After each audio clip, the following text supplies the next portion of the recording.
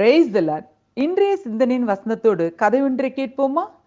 பப்ளும் அவங்க அப்பாவும் கடத்தெருக்கு போனாங்க. கடையோட வாசல் கிட்ட போகும்போது பப்ளோட அப்பா அவரோட நண்பரை பார்த்துட்டாரு. ரெண்டு பேரும் சுவாரஸ்யமா பேச ஆரம்பிச்சிட்டாங்க. பப்ளுக்கு பொறுமை இழந்து போயிட்டான். கடைக்குள்ள அவனே தனியா போனான். கடையில இருந்த சாக்லேட்டை காட்டி முதலாளி கிட்ட இது வேணும்னு கேட்டான். பதிலுக்கு அவரு 50 ரூபான்னு சொன்னாரு. பப்ளுக்கு ஒன்றும் புரியல. திரும்பவும் வேற ஒரு சாக்லேட்டை காட்டி அங்கிள் இது வேணும் அப்படின்னு கேட்டான். பதிலுக்கு அவரு அவனை மேலையும் கீழையும் பார்த்துட்டு 150 ரூபாய் அப்படின்னாரு.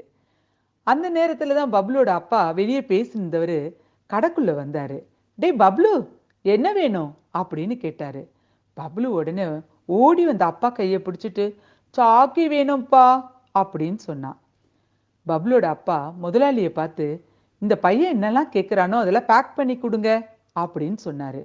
உடனே அந்த கடை முதலாளி சரிங்க சார் அப்படின்னு ஓடி போய் பப்ளு எதெல்லாம் காட்டினானோ எல்லாத்தையுமே பேக் பண்ணி கொடுத்தாரு. பப்ளுக்கு ரொம்ப சந்தோஷமாயிடுச்சு. என்னங்க, இந்த கதையில வர பையனை மாதிரி யார்கிட்ட எதை கேட்கணும்னு சில நேரத்துல நமக்கு தெரிய மாட்டுது. நம்ம வாழ்க்கையில சம்மந்தம் இல்லாதவங்க கிட்ட கேட்டு தேவையில்லாத மூக்குடைப்பும் மனக்கசப்பும் தான் நமக்கு வருது. வேதம் என்ன சொல்லுதுன்னு பார்க்கலாமா? உன் வேண்டுதல் என்ன, அது உனக்கு கொடுக்கப்படும். எஸ்தர் 5:6. ஆமாங்க, உன் வேண்டுதல்ன்றதுக்கு இங்கிலீஷ்ல பெட்டிஷன் போட்டிருக்கு.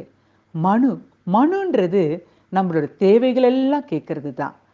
ஆமாங்க, உங்களோட தேவைகள்லாம் என்னென்னலாம் இருக்கோ அது அத்தனையும் நீங்க இயேசு கிறிஸ்து கிட்ட கேட்கலாம். அது எதுவா இருந்தாலும் அவர் உங்களுக்கு கொடுக்க காத்து இருக்கிறாரு. அப்புறம் ஏன் கவலைப்படுறீங்க? அவரை நோக்கி பார்த்து கேளுங்க. God bless you all.